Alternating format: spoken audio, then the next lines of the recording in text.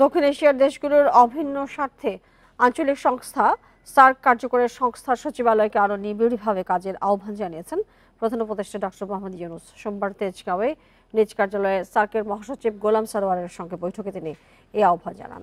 প্রধান উপদেষ্টা বলেন, সার্ক পুনরুজ্জীবিত করতে পারলে তা পুরো অঞ্চলের মানুষের কল্যাণ বয়ে আনবে। বাংলাদেশ, ভারত ও ভুটানের মতো প্রতিবেশী দেশগুলোতে নেপালের জলবিদ্যুৎ রপ্তানির মতো বহুপক্ষীয় বিষয়ে কাজ করাও আহ্বান জানান ডক্টর ইউনূস। এ সময় জানুয়ারিতে বাংলাদেশের যুব উৎসবে যোগ দিতে সার্কভুক্ত দেশগুলোর তরুণদের আমন্ত্রণ জানান তিনি।